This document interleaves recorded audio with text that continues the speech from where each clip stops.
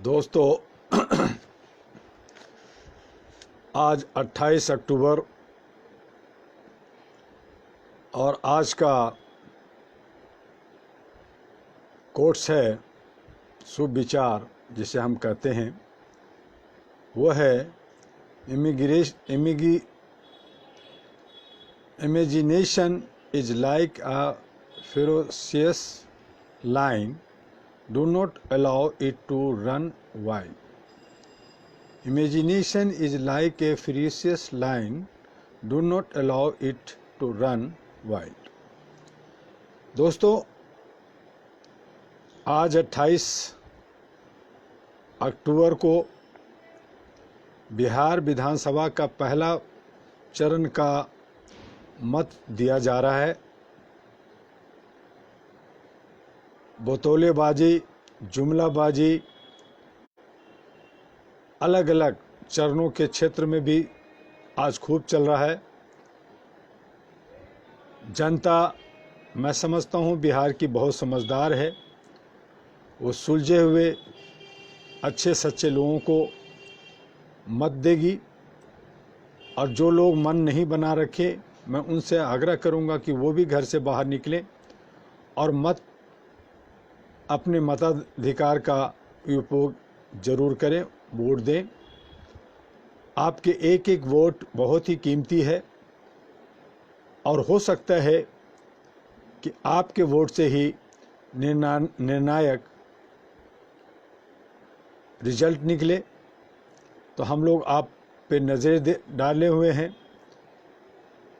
पहला चरण, दूसरा चरण 3 नवंबर और फिर 7 नवंबर और 10 को काउंटिंग होगी, और ये वहाँ से पता चलेगा कि आपने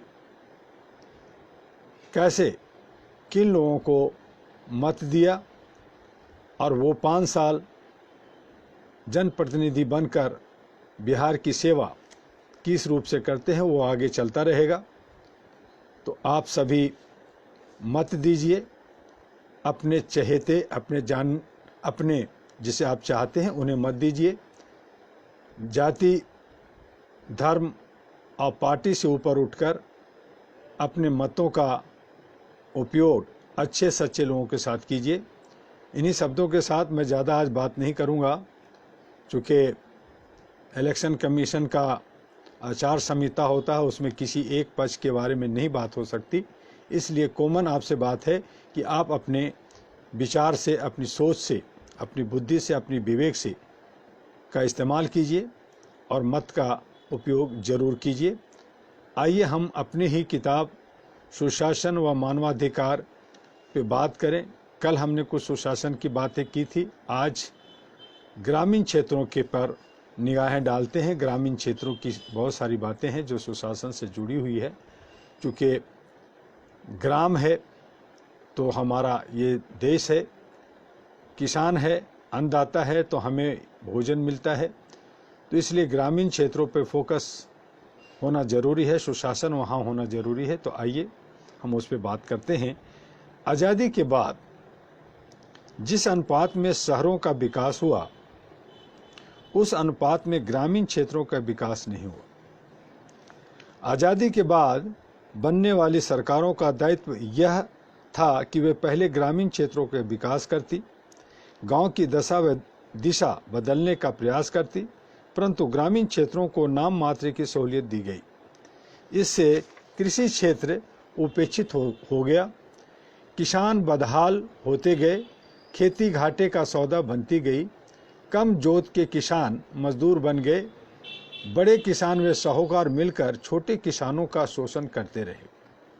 ऐसे में किसान कृषि क्षेत्र व पारिवारिक दायित्व की पूर्ति हेतु साहूकारों से कर्ज लेते गए और उसके दलदल में फंसते चले गए। कृषि क्षेत्र में सरकार की उपेक्षा भाव से वांछित सफलता नहीं मिली। प्राकृतिक आपदाओं से भी किसानों की फसलें नष्ट होती गई। ग्रामीण क्षेत्र के लिए पहली समस्या यह आई कि लोग कृषि क्षेत्र से मुंह मोड़ने लगे।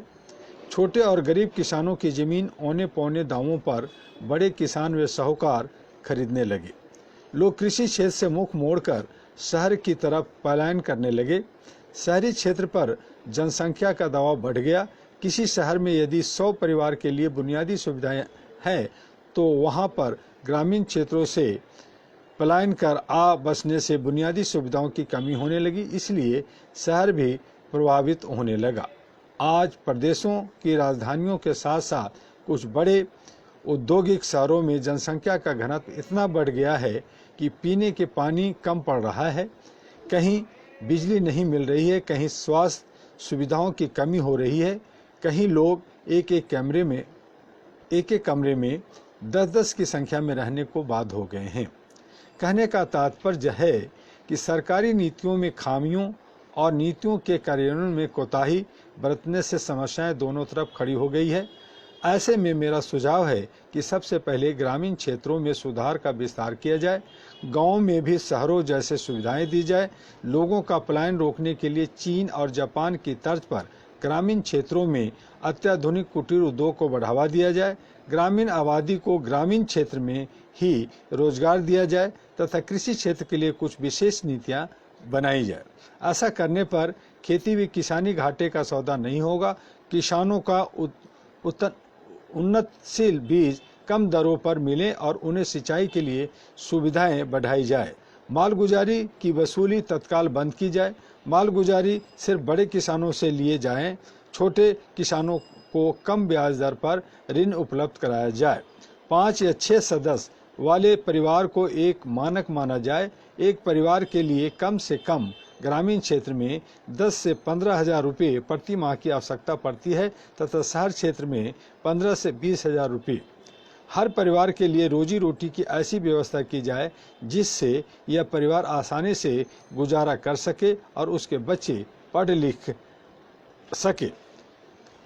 20, 28, 30 या 33 रुपये प्रतिदिन कमाने वाले व्यक्ति को गरीब न मानने की प्रवृत्ति को तत्काल त्याग देना चाहिए। इसके लिए परिवार के सदस्यों को ग्रामीण क्षेत्र में कुटीर उद्योगों के माध्यम से नौकरियां दी जाए। कितनी बड़ी विडंबना है कि कुटीर उद्योगों भी आज अपना स्वरूप बदलकर शहरी क्षेत्र में आ गया है।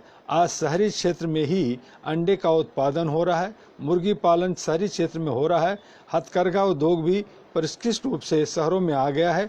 ग्रामीण क्षेत्रों में बनने वाले कांजीपुरम, चंदेरी साड़ियाँ, बनारसी साड़ियाँ, बंगाली साड़ियाँ अब ग्रामीण क्षेत्रों में न बनकर शहरी क्षेत्र में बन रही है।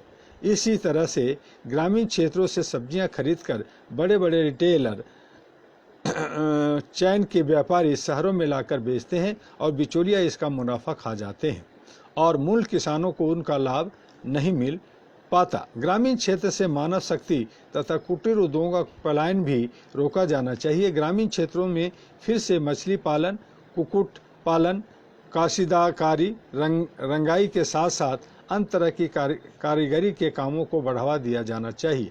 आज लोग गांव में अपनी जमीनें बेचकर शहर के किनारे मकान बनवाकर दुकान खोलने लगे हैं।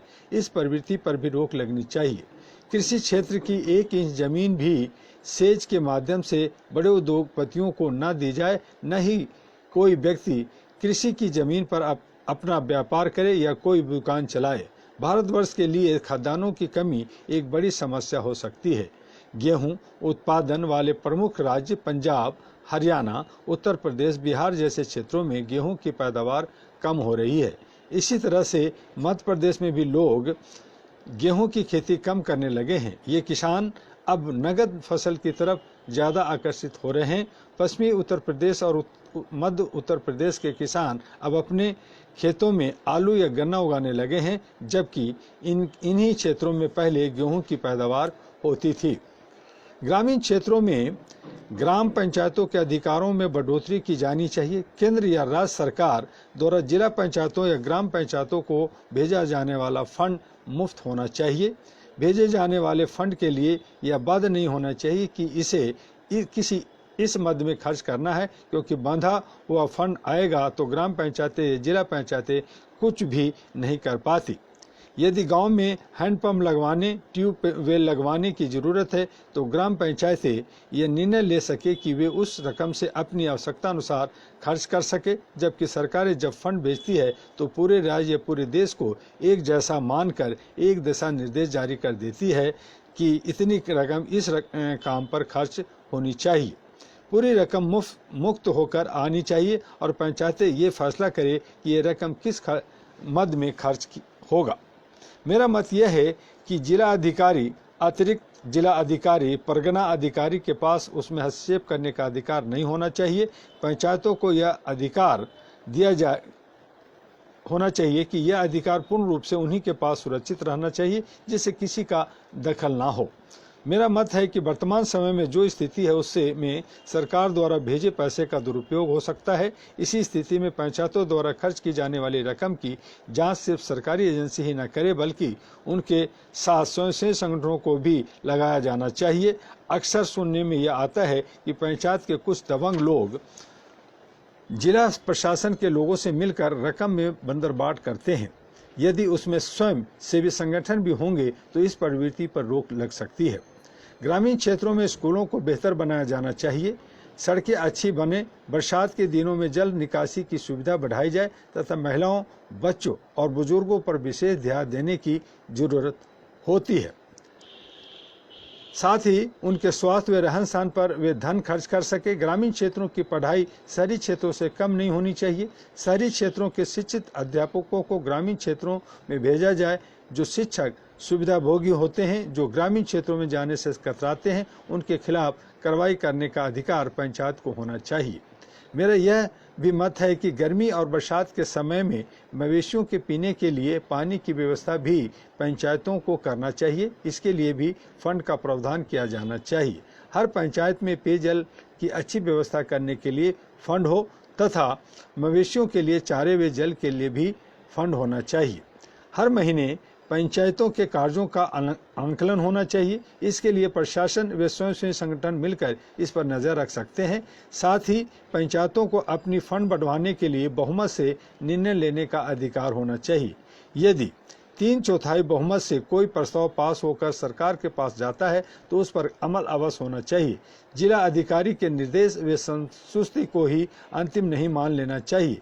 पंचायतों को स्वतंत्र अधिकार मिलना चाहिए ताकि वे अपने क्षेत्र की जनता के रहन सहन अच्छा कर सके और क्षेत्र की दशा को सुधार सके। बगैर पंचायत की अनुमति से किसी भी किसान की जमीन का अधिग्रहण नहीं किया जाना चाहिए।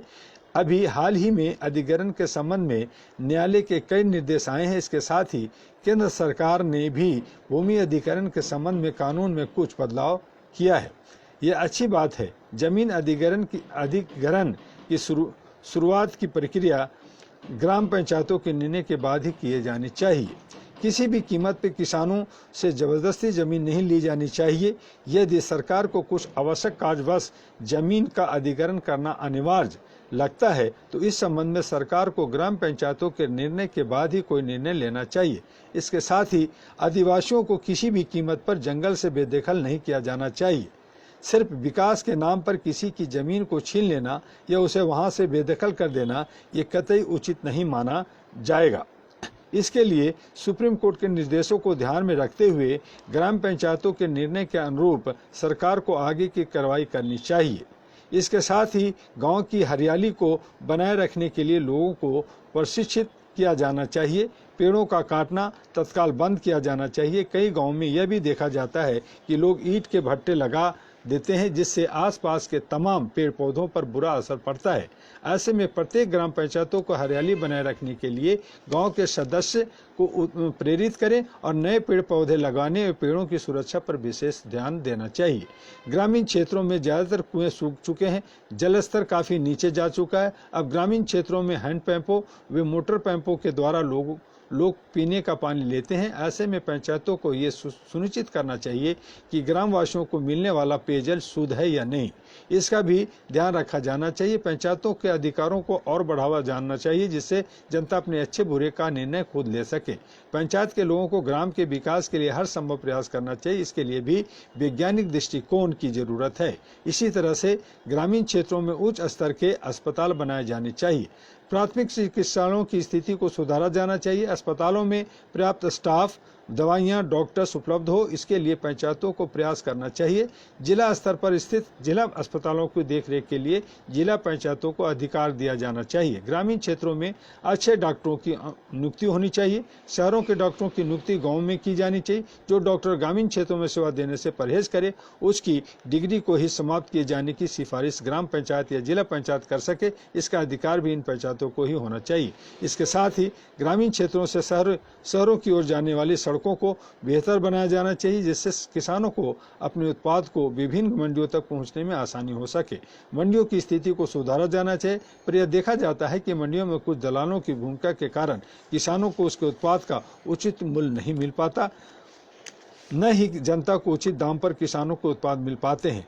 बिचौलिया भारी भरकम मुनाफा कमा लेते हैं। इससे जहां किसानों का मनोबल टूटता है, वहीं जनता भी ठगा सा महसूस करता है। मंडी परिषद के कार्यों में और पारदर्शिता लानी चाहिए। मंडी परिषद के अधिकारी और कर्मचारियों के क्रियाकलापों पर भी नजर रखने के लिए सरकारी अधिकारियों के साथ साथ स्वयंसेवी संगठनों का सहारा लेना चाहिए। आदिवासियों को तेंदुए पत्ते तोड़ने और उनके बंडल बनाने के बहुत कम पैसे दिए जाते हैं। इससे ठेकेदार ज़्यादा पैसे कमाते हैं।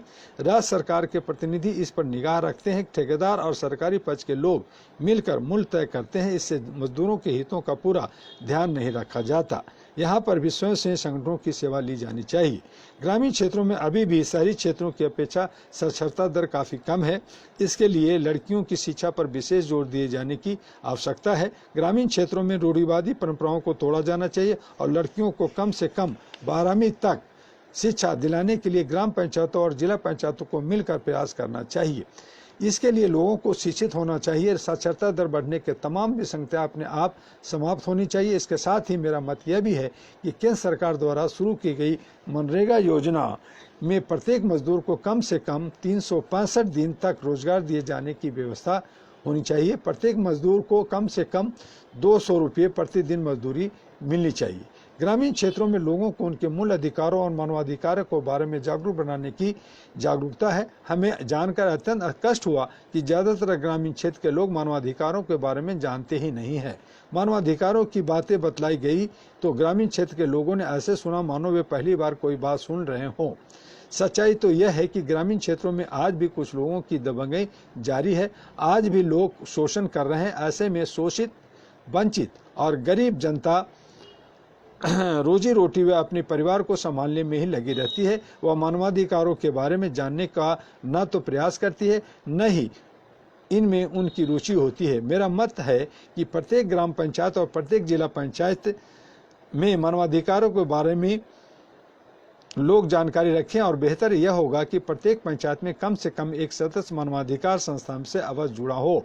मानवाधिकारों से अनभिज्ञता की वजह से ही तमाम तरह की समस्याएं उत्पन्न होती है। इसके लिए मेरा सुझाव है कि पंचायत स्तर से ग्राम मानवाधिकारों के बारे में लोगों को जानकारी दी जाए तथा प्राथमिक स्कूलों से मानवाधिकारों की पढ़ाई शुरू कर देनी चाहिए और मानवाधिकार एक विषय के रूप में प्राइमरी स्तर से लेकर हाई स्कूल तक स्तर तक अनिवार्य कर दिया जाना चाहिए।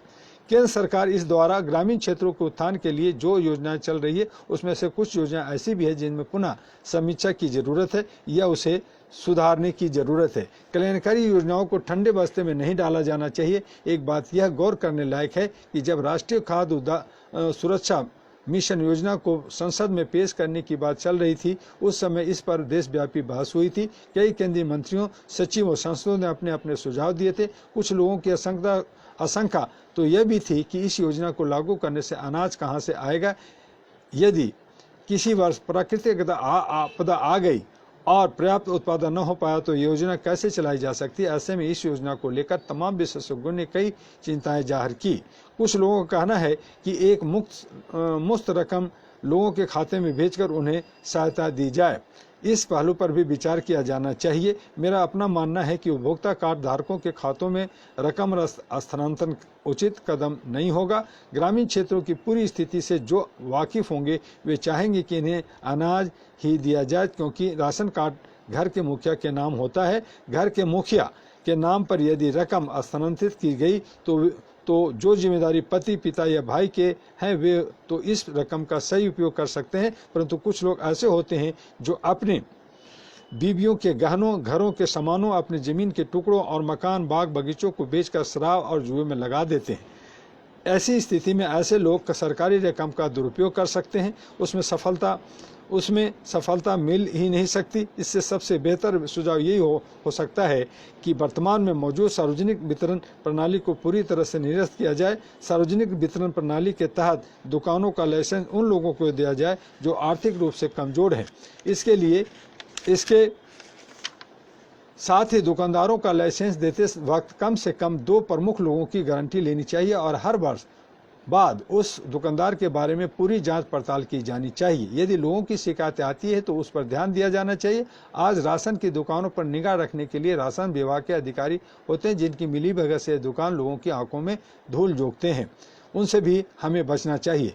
ग्रामीण क्षेत्रों में साक्षरता दर को बढ़ाने की जरूरत है और इसी तरह तमाम पहलुओं पर कार्रवाई करते वक्त, सुधार लाते वक्त व बदलाव की नई प्रक्रिया को अमल में लाते वक्त यह जरूर ध्यान में रखना होगा कि किसी भी कार्य या कदम से न तो मानवता को क्षति पहुंचे, न ही मानवाधिकारों का हनन हो। एक मानव होने के नाते हमें मानवीय मूल्यों का मानवता के प्रति ज़्यादा संवेदनशील होने की ज़रूरत है। देश में अभी भी मानवाधिकारों की अलग पूरी तरह नहीं जग पाई है। ऐसे में हर गांव में, हर गली में, हर पगडंडी पर, हर चौराहे पर, हर पंचायत में, हर स्कूल में मानवाधिकार के बारे में लोगों को जागरूक किया जाए। यह जागरूकता इस हद तक हो कि लोग मानवाधिकार के संरक्षण और उसके पालन के प्रति एक दूसरे के साथ मिलकर सजगता पूर्वक कार्य करें। लोग यह कार्य ऐसे करें मानो वे कोई उत्सव मना रहे हैं। मानवता और मानवाधिकार के लिए किया जाने वाला कोई भी कार्य या कोई भी पहल उत्सव से कम नहीं होता और यही बात हम कहना चाहते हैं।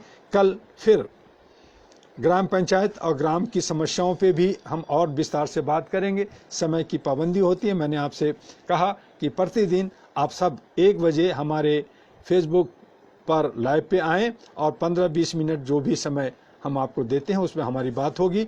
आप अपना विचार भी हमें व्हाट्सएप के थ्रू या ईमेल के थ्रू या फ़ोन करके हमें दे सकते हैं, ताकि हम आगे आपको ज़्यादा से ज़्यादा इस बारे में बात कर सकें। इसके साथ ही आपका डॉक्टर एम.यू. दुआ, अहरा WNP का अध्यक्ष। जय हिंद, जय भारत, नमस्कार।